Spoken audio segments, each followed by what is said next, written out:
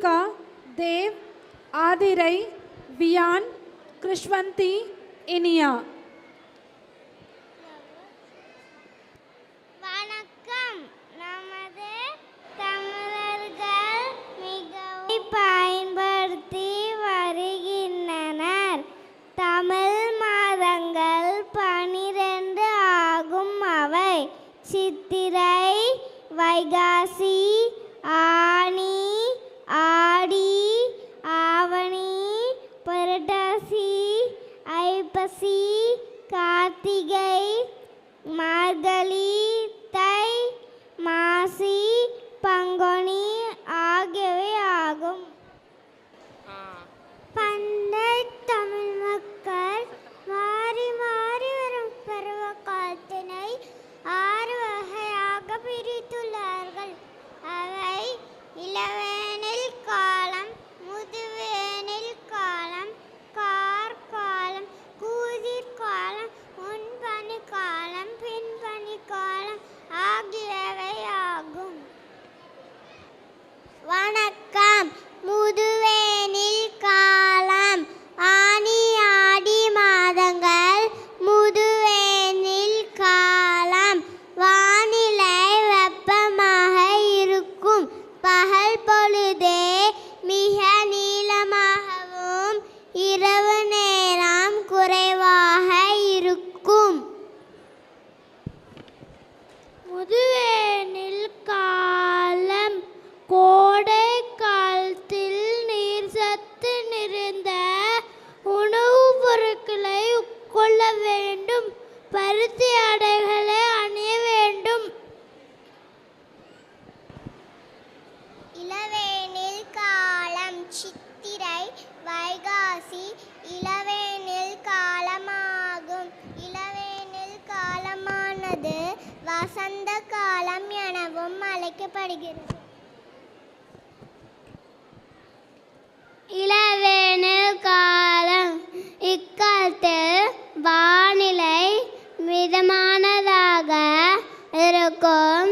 இக்காலத்தில் நெல், கரும்பு போன்றவை பயிரிடப்படும். கார்கால ஆவணி, புரட்டாசி மாதங்கள் கார்காலமாகும். கார்காலமானது மழைக்கால எனவும் அழைக்கப்படுகிறது.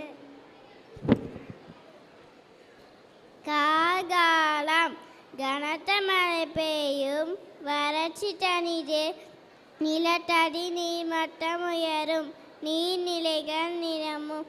மழை நீரால் பயிர்கள் செழித்து வளரும். குளிர்காலம் குளிர்காலமானது ஐப்பசி, கார்த்திகை மாதங்களை குறிக்கும்.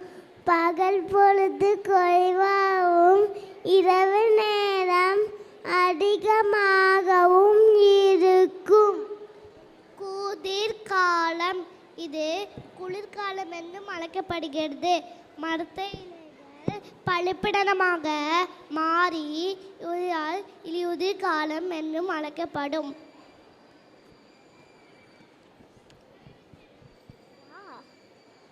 முன்பனி காலம் மார்கழி, தை மாதங்கள் முன்பனி காலமாகும்.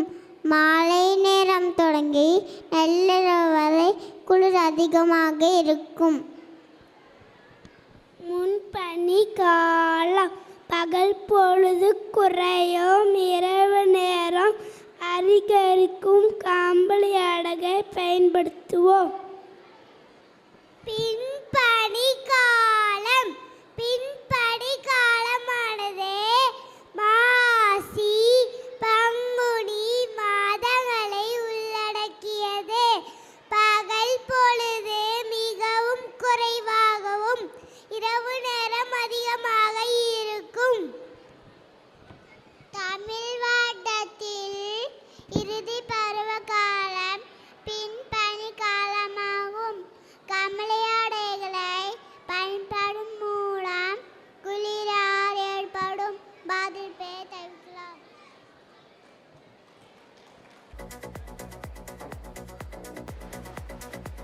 Thank you, children, for your wonderful performance.